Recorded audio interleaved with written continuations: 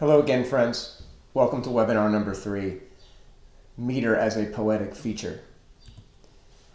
Meter is a pattern of stressed and unstressed syllables that are in the lines of a poem. The stressed syllables tend to be longer, and the unstressed syllables tend to be shorter.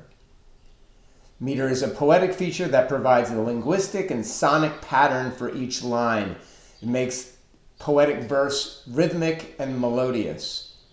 If you read a poem aloud, you're going to detect a regular sound pattern if it's a metered or measured poem. Not all poems are metered or measured. Contemporary poetry does not have as much meter as poetry from the Renaissance or the Romantic period. And we kind of saw meter as a poetic feature start to become less and less common in the modernist period, and then certainly in the postmodern period. And now, when we see meter in a poem, in a postmodern poem, it's usually done ironically or sardonically or as a matter of satire.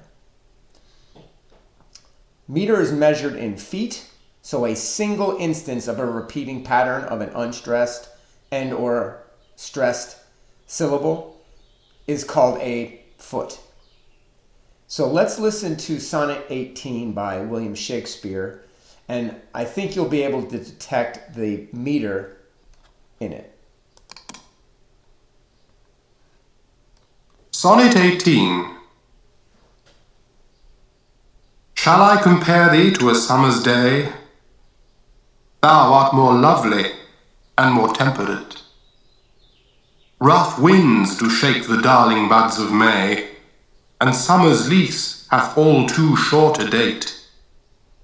Sometime too hot the eye of heaven shines, and often is his gold complexion dimmed, and every fair from fair sometime declines by chance, or nature's changing course untrimmed. But thy eternal summer shall not fade, nor lose possession of that fair thou owest, nor shall death brag thou wanderest in his shade, when in eternal lines to time thou growest. So long as men can breathe, or eyes can see, so long lives this, and this gives life to thee.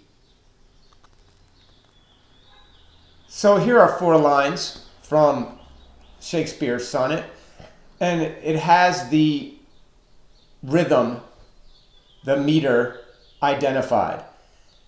You can see that the first syllable of each word is an unstressed syllable, and the syllable that follows it, or the word that follows it, is stressed. So there is a repeating pattern of unstressed, stressed, unstressed, stressed, unstressed, stressed, unstressed, stressed, unstressed, stressed in each line. Shall I compare thee to a summer's day? Unstressed, stressed, unstressed, stressed, unstressed, stressed, unstressed, stressed, unstressed, stressed. Thou art more lovely and more temperate. Rough winds do shake the darling buds of May, and summer's lease hath no short a date. How many feet are in each line? Looks like 1, 2, 3, 4, and 5. Thou art more lovely and more temperate. 1, 2, 3, 4, 5. This particular meter is called iambic pentameter. The unstressed, stressed combination is called an iamb. And because there's 5 of them in each line, it's called iambic pentameter. There are a host of different types and of meters. As we discussed before, iambic, unstressed, stressed, trochee or trochic, stressed, unstressed, spondy or spondiac, stressed, stressed, anapest or anapestic, unstressed, unstressed, stressed, Dactyl or dactic, stressed, unstressed, unstressed. Anabrac or anabractic, unstressed, stressed, unstressed. And ferric, unstressed, unstressed. And then you can have up to 1 foot per line, 2 feet per line, diameter, trimeter, 3 feet per line, all the way up to octameter, 8 feet per line. Here are some of the meters as they might appear in words or poetic verse. Iambic, unstressed, stressed. The word behold. Behold, unstressed, stressed. I do not like green eggs and ham. Unstressed, stressed, unstressed, stressed. Unstressed, stressed, unstressed, stressed. I do not like green eggs and ham. Trochic, stressed, unstressed, as in the word tiger. We don't say tiger, we say tiger. As in this line, tiger, tiger, burning bright in the forests of the night. Spondiac, stress, stress, it's very unusual, a word like cupcake. 2 stressed syllables. And in the line, a poetic line here, break, break, break on thy cold gray stones, O sea. These are all stressed syllables, one after another. Anapestic is unstressed, unstressed, stressed. Like the word understand, understand. We don't say understand, we say understand, with the accent on the final syllable. As in this line here, and today the great Yertle, that marvelous he. And then finally, dactyl, stressed, unstressed, unstressed, as in the word desperate. We don't say desperate, we say desperate with the first syllable of the word accented, as in this line. Little Miss Muffet sat on a tuffet, eating her curds and whey. At the end here, curds is stressed and whey are unstressed. Dactylic. So here's a more formalized example of how meter works. This is a poem by Robert Burns, the great Scottish poet. In 1791, he wrote this as a farewell to a platonic friend. And I'll read it for you, and then we'll talk about the meter. I found kiss, and then we sever. I farewell, and then forever. Deep in heart-wrung tears I'll pledge thee, warring signs and groans I'll wage thee. Who shall say that fortune grieves him, while the star of hope she leaves him? Main a cheerful twinkle lights me, dark despair around benights me. I'll never blame my partial fancy, nothing could resist my Nancy. But to see her was to love her, love but her and love forever. Had we never loved so kindly, had we never loved so blindly, never met or never parted, we had never been broken-hearted.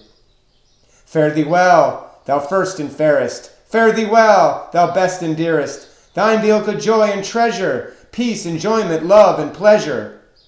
I found kiss, and then we sever. I farewell, alas, forever. Deep in heart-wrung tears I'll pledge thee, warring sighs and groans I'll wage thee. Let's go to the document camera and take a look at this text and its meter.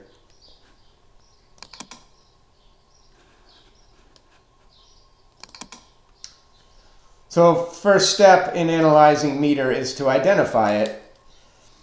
Let's go to the first line. I fond kiss, and then we sever. I farewell, and then forever. So you can see that the stressed syllables, I put a / and then unstressed syllables, a small u. We'll continue. Deep in heart-wrung tears I'll pledge thee, Warring sighs and groans all wage thee. Who shall say that fortune grieves him, while the star of hope she leaves him?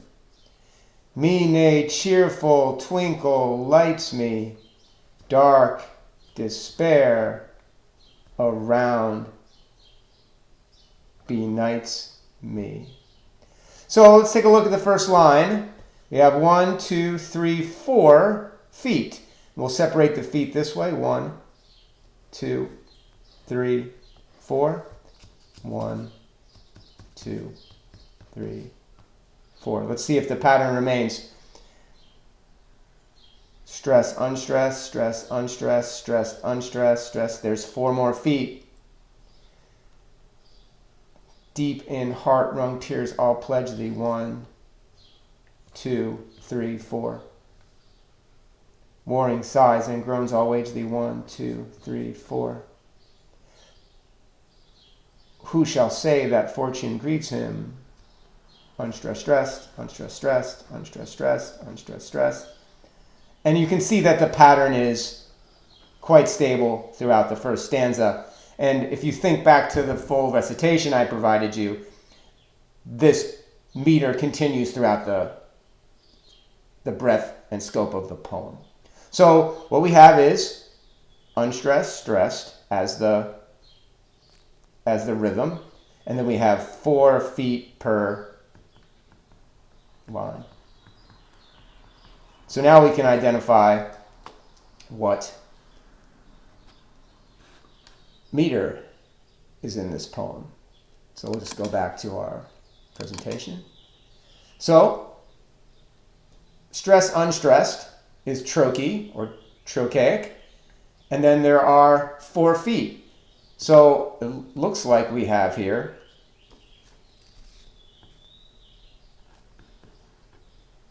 trochaic tetrameter.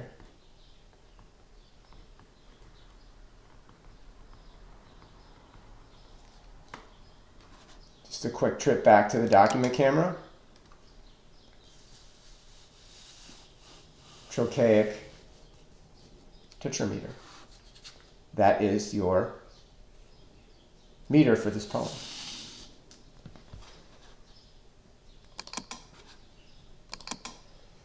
So here's what I'm going to ask you to do in assignment 28.